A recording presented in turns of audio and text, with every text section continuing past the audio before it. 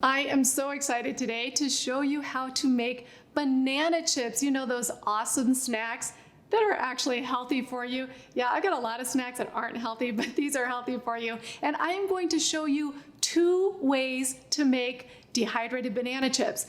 And the first way you probably know about, but I'll bet you the second one might come as a bit of a surprise. So make sure to stay tuned for that.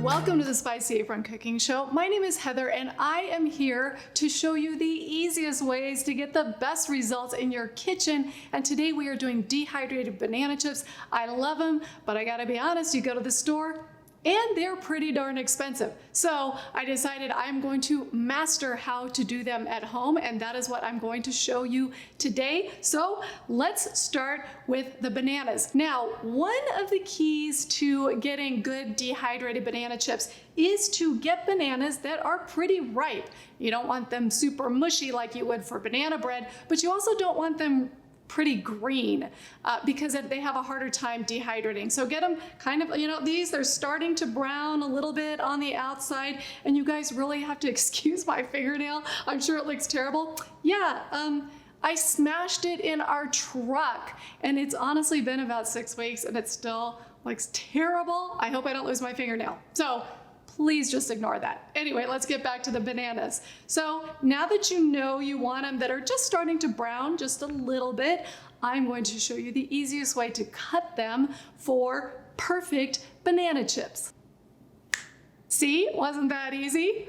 Okay, the secret is you do want them to be kind of on the thin side. I would say about 1/8 of an inch. All right, a banana is cut into thin slices. Now I have 2 here because depending on which of my 2 ways I'm going to show you, you can either do 1 banana if you just want a little snack for yourself, which is what I'm going to do, or if you want to do a whole bunch of them, 2, 3, 4, however many bananas will fit on your cooking surface. So once they are cut, now you just want to brush them with a little bit of lemon juice diluted with some water. So I have about the juice of 1 lemon in here and a couple of tablespoons of water. You do not need to be perfect with this, guys. Just kind of get it on there. You don't want them to turn brown, and this will just reduce the brownness of the finished chips. You truly can skip this step. It doesn't do a whole lot for the flavor. It really is just to keep it from getting too brown, but if you don't mind the brown look, then by all means, go ahead and skip this step. Now it is time to talk about the 2 different ways to do it. Now, I probably should have said none of these ways include a standalone dehydrator, which I didn't want to run out and buy yet another food appliance. So I'm super excited about the ways I'm going to show you. One is you can do them in your oven. Yes, you can dehydrate banana chips in your oven and it's super easy. And the other way you can do it is you can do it with the Mealthy CrispLid, the second version, which does have a dehydrator function on it. It's awesome. I love it, and I can't wait to show it to you. So this I'm just going to put right on top of my pressure cooker. Let me show you that. It's going to sit right on top of my pressure cooker, and yes, it will fit in an Instant Pot. Don't let anybody tell you it won't, because it will. The 6 and 8 quart, not the 3 quart.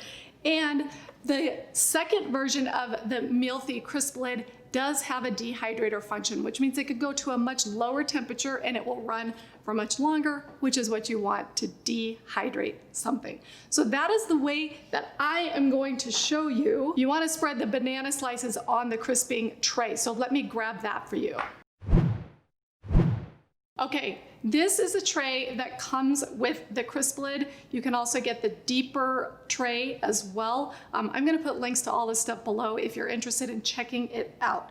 I love this device. Okay, now you want to either brush this with oil or spray it with some cooking spray so the chips do not stick. Okay, it really does not take much. Now let's go ahead and line up the banana chips. Now again, if you're doing this in your oven, turn on your oven, preheat it to 250 degrees.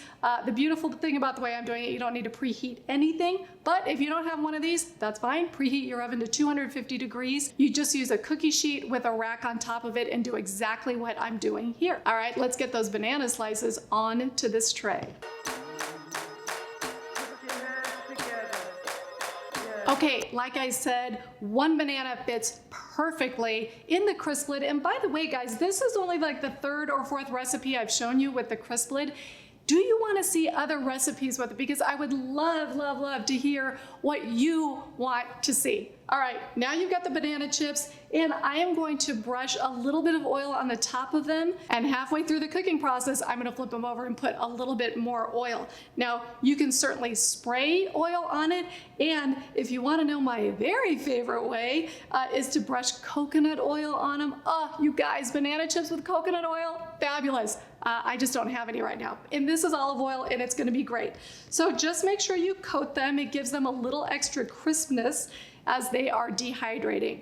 Now, once you have them coated with some oil, all you're gonna do is top them with some salt. And that is it. You're gonna throw them in and dehydrate them for about 6 hours. Now that time is the same whether you're doing it in your oven or whether you're doing it with the CrispLid. I'm gonna pull it over, put it in the CrispLid. One other thing to note is 250 degrees for your oven, 155 degrees for your CrispLid, because it's got a lot of air movement. It doesn't need quite as much heat to do it. So let me grab my pot.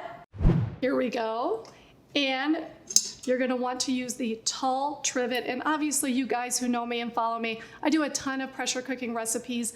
I do have a top 10 pressure cooker recipes download for you. It's free. If you wanna click the link below, feel free to grab that. It'll go right to your inbox. So let's put the tall trivet in. We want it close to the heat source.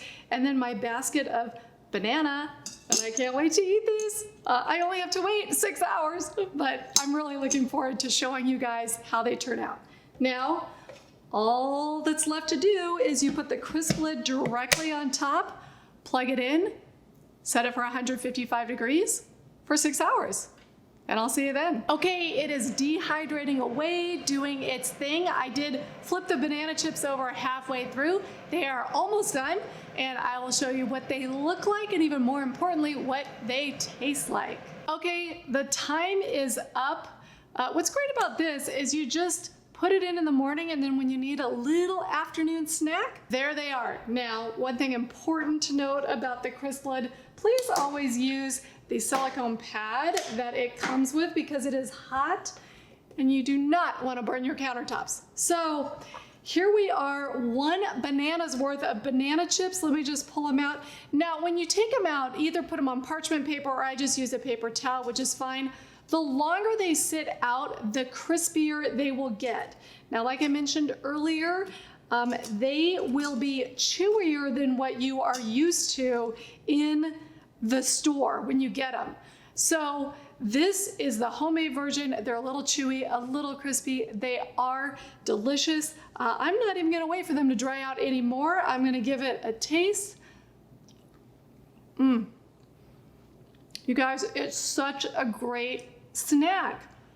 It doesn't look like it's a ton here, but I'm telling you, when I eat this whole entire banana's worth of dehydrated banana chips, it's gonna be the perfect size snack. So if you found this helpful, go ahead and give this video a thumbs up. Thank you for watching the Spicy Apron cooking show, and I will see you next time. Happy cooking and happy eating.